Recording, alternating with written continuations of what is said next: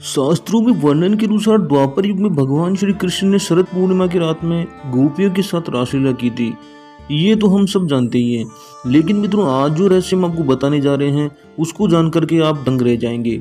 जी हाँ मित्रों, एक ऐसा वन है जिसके बारे में यह माना जाता रहा है कि आज भी नित्य रात्रि में श्री कृष्ण गोपियों के साथ यहाँ रासलीला रचाने आते हैं। लेकिन मित्रों इस बात में कितनी सच्चाई है ये तो हमें वीडियो देख करके ही पता लगेगा, तो वीडियो पर बने रहिए। लेकिन उससे पहले यदि चैनल पर आप नए हैं तो इसे सब्सक्राइब कर लें और बेल आइकन को भी दबाएं, जिससे आने वाले सभी वीडियोस की जानकारी सबसे पहले आप तक पहुंच पाए। मित्रों आगे बढ़ते हैं। ऊपर बताए अनुसार श्री कृष्ण आज भी राधा रानी और गोपियों के साथ हर रात को रासलीला करते हैं।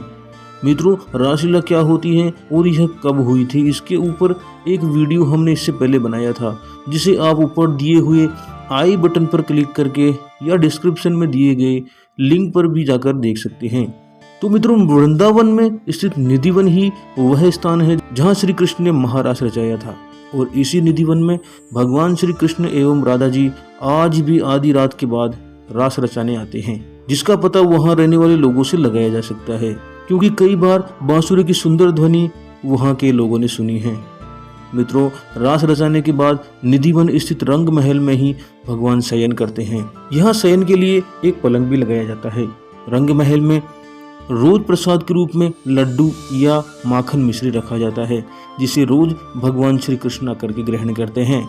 माना यह भी जाता है कि रासलीला पूरी रात्रि चलती है और इस दौरान यहाँ रंग महल में रखे गए श्रृंगार के सामान से रोज राधा रानी श्रृंगार करती है। उनको कोई परेशानी ना हो, इसी कारण यह स्थान शाम को जल्दी बंद कर दिया जाता है और किसी को भी अंदर जाने की अनुमति नहीं होती है। और सबसे आश्चर्य की बात यह है कि न केवल मनुष्य बल्कि यहाँ घूमने वाले पशु पक्षी भी शाम होते ही वहाँ से चले जाते हैं, ताकि वे भी भगवान की क्रीड़ा में परेशानी ना बन सके। रात्रि में 8:30 बजे निधिवन और पूरा मेन गेट, प्रवेश गेट, निकास द्वार, प्रवेश द्वार सब बंद हो जाता है। रात्रि में जितने मोर, बंदर, चिड़िया, पशु पक्षी, जीव जंतु सब यहाँ से कुदरती निकल जाती है। रात्रि में कोई टुकता नहीं। इसके बाद शाम होते ही भक्तों द्वारा यहाँ श्रृंगार का सामान एवं भोग चढ़ाया जाता है और आरती के बाद पट बंद कर दिए जाते हैं और कई तालों से इस मंदिर को बंद कर दिया जाता है।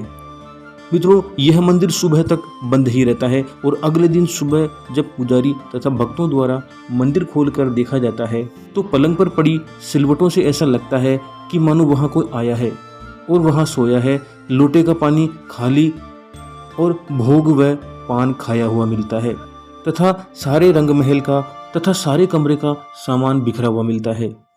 इससे पता चलता है कि भगवान वहाँ ताले के बंद होने के बाद भी अदृश्य रूप से अपने भक्तों के लिए लीलाएं करने आते हैं।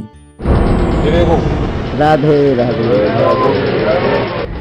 मेरे को पान जमा हुआ। पट खोल के देखते हैं तो पूरा फूलों की से टेढ़ी मेढ़ी मिलती है। पूरा 16 श्रृंगार बिखरा हुआ पाता है, चूड़ी कंगन आदि वगैरह पूरा 16 श्रृंगार बिखरा हुआ पाता है। दोने के चारों लड्डू आधे मिलते हैं, दातिन चबी हुई मिलती है, पान चबा हुआ मिलता है, लोटे का जल फैला हुआ पाता है। हो सकता है कई लोगों को इस घटना पर यकीन ना हो, लेकिन आप में से कोई भी वृंदावन जाकर अपनी आंखों से इस सत्य घटना को देख सकता है। मित्रों अब बात करते हैं वहाँ के निधिवन के वृक्षों की। मित्रों लगभग 2-2.5 एकड़ क्षेत्रफल में फैले निधिवन के वृक्षों की मान्यता यह है कि वहाँ लगे सभी पेड़ पौधे रात में गोपियाँ बन जाती हैं और श्री कृष्ण और राधा रानी के साथ वे नृत्य करती हैं और सुबह होते ही फिर से पेड़ पौधों में परिवर्तित हो जाते हैं। लेकिन आप सोच रहे होंगे कि क्या ये आज भी वहाँ होता है? तो मित्रों हम आपको बताना चाहेंगे कि यह सब लीला सूक्ष्म रूप से आज भी वहाँ हो रही है। अर्थात आप यदि देखेंगे तो केवल पेड़ या लताएं ही आपको दिखाई देंगे, लेकिन वह वास्तव में भगवान की लीला चल रही होती है। मित्रों इसको आप 2 प्रकार से देख सकते हैं। या तो स्वयं भगवान कृष्ण चाहें कि आप यह लीला देखें, या आपका तीसरा नेत्र या जिसे थर्ड आई कहते हैं वह आपकी जागृत हो, तब भगवान की आप लीलाओं के दर्शन कर पाएंगे। वन के आसपास बने घरों में खिड़कियां नहीं बनाई जाती हैं। अगर कोई बनवाता भी है तो शाम 7 बजे मंदिर की आरती का घंटा बजते ही लोग इन खिड़कियों को बंद कर लेते हैं। कुछ लोगों ने तो वन की तरफ बनी हुई अपनी खिड़कियों को ईंटों से बंद करवा दिया है, जिसे कोई चाहकर भी इस वन की तरफ नहीं देख सके। लेकिन ऐसा आखिर क्यों होता है? मित्रों, इसके पीछे स्थानीय लोगों का मानना है कि शाम के बाद कोई भी इस वन की तरफ नहीं देखता, क्योंकि ऐसी बहुत सी घटनाएं सामने आई हैं जिनमें जिस भी किसी ने भी श्री कृष्ण का रास देखने की कोशिश की वह अपना मानसिक संतुलन खो बैठा है। वृंदावन के पुजारी तथा गाइड का भी यही कहना है कि निधि वन में रोज रात्रि में होने वाली श्री कृष्ण की रासलीला को जो कोई भी देखने की कोशिश करता है तो वह अंधा, गूंगा, बहरा या पागल हो जाता है, ताकि इस रासलीला के बारे में किसी को भी वह न बता सके। आज तक जिस किसी ने भी यह कोशिश की है वो किसी न किसी आपदा का शिकार हुआ है।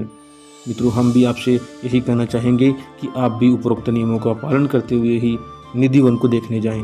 तो मित्रों, ये था निधि वन का रहस्य। मित्रों, इस वीडियो को अपने दोस्तों तक शेयर अवश्य करें, जिससे यह जानकारी सब भक्तों तक अवश्य पहुंच पाए।